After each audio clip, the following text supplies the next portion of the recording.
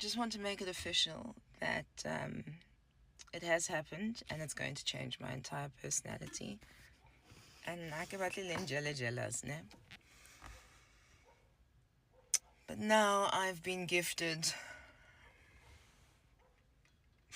by Clarifor my very own Stanley Cup.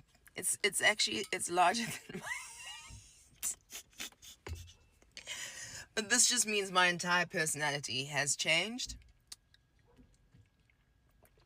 I'm going to be so much more hydrated than ever before, and peeing a lot.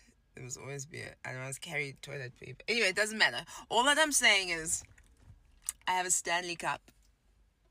And I manifested it because I said I will never buy a Stanley Cup. And look, Clarifor. You guys.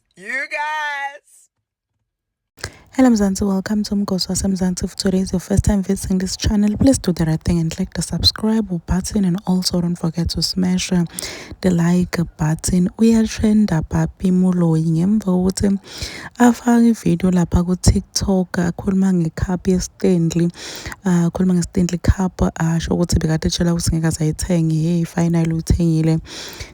Guys, people dragged the radio star bathe bana, what's happening manje kuwe? People were complaining about her weight loss, basho ukuthi hayibo kancane uyavela wena. Labanye bebaze bathi hayi egelambo thwasa. So siyakuthi ma celebrities lamaningi, guys, they're so obsessed with losing weight. Like they want to lose weight. Like almost wonke umuntu nje ufuna lose weight.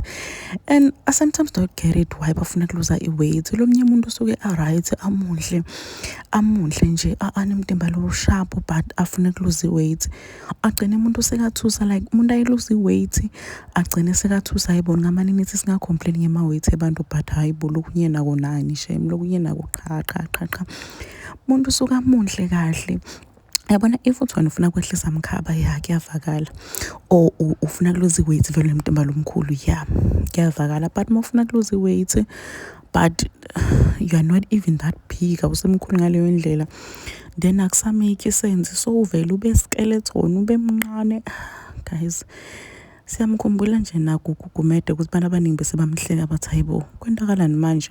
So vele waluze weight nasebusweni, wamonqa kade ihlathi, wavela wabanje ngelenye into. So bantu bayasho ukuthi hayi, slow down girl, whatever lo inathako cha yehlisa. Please do comment what you think below down in the comment section. Don't forget to hit the notification bell. I will see you on the next one. I'm signing out. Goodbye.